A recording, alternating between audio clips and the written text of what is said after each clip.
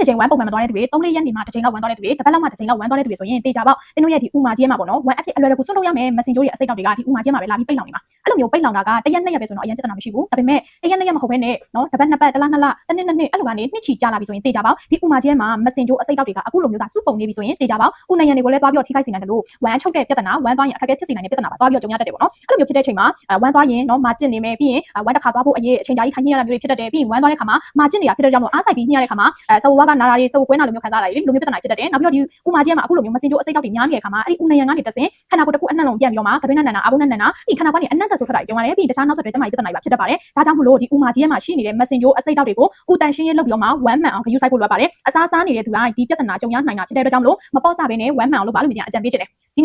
ဒီဗီဒီယိုမှာပြောထားတဲ့အတိုင်းပဲပေါ့နော်ကျွန်မကိုယ်တိုင်ဒီလိုမျိုးဝမ်းရမ်းချုပ်တဲ့သူကနေပြီးတော့မှ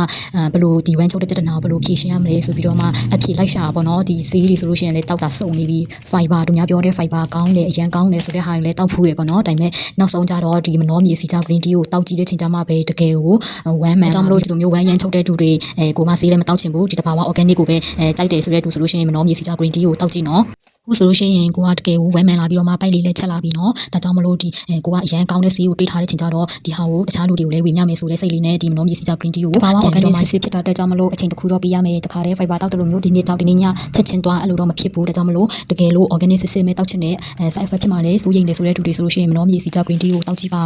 ကိုတိုင်းကဒီလိုမျိုးဗီဒီယိုထဲမှာပြောထားတဲ့အတိုင်းဝမ်းအရန်ချုပ်ပြီးတော့မှအဲ့လိုမျိုးဝမ်းမစင်နေကြံပြီးတော့မှပိုက်ပူတာတွေဖြစ်တဲ့အဲ့လိုမျိုးခံစားရတဲ့သူကနေပြီးတော့မှဒီမနောမြေတောက်ပြီးတော့မှတကယ်သူရဲ့ရလက်ကအရန်ကောင်းလို့ကိုဆိုလို့ရှိရင်လူကတေးတယ်ခဏကိုကတေးတဲ့အပြင်ဝါလည်းမဝဘူးအနေရထားအတော်ပဲပေါ့နော်ဒီဒါပေမဲ့ကိုကဒီဝမ်းချုပ်တဲ့ပြဿနာကြောင့်မလို့ခဏကိုတေးပေမဲ့လည်းပိတ်ပေမဲ့လည်းပိုက်ပူတယ်သူများလိုမျိုးကိုတငယ်ချင်းလိုမျိုးပါဆဆချက်ချင်းရက်တွေလည်းမဖြစ်ဘူးဘာလို့လည်းတိတ်ပြီးမှဝေးရစမပြေဘူးဒါကြောင့်မလို့ဒီမနောမြေစီချောက် green tea ကိုတွေ့ရချိန်မှာပဲပေါ့နော်အခုဆိုရင်ပိုက်ခောက်တုံးထစ်ကနေပြီးတော့မှတစ်ထစ်လေးပဲကျန်တော့တယ်ပြီးလို့ရှိရင်ဝမ်းမှန်လာတဲ့အတွက်ကြောင့်မလို့လည်းဒီစက်ကြောတက်တဲ့ဝေဒနာကိုလည်းမခံစားရတော့ဘူးအခုဆိုရင်ဒီအပူခန္ဓာကိုယ်ထဲမှာရှိတဲ့အပူပုတ်တွေအဲ့လိုဆွန့်ထုတ်ပေးရတဲ့အတွက်ကြောင့်မလို့ဒီညနာသားရည်ဆိုလို့ရှိရင်အရင်ကထက်ပိုကောင်းလာတာကိုတွေ့ရတယ်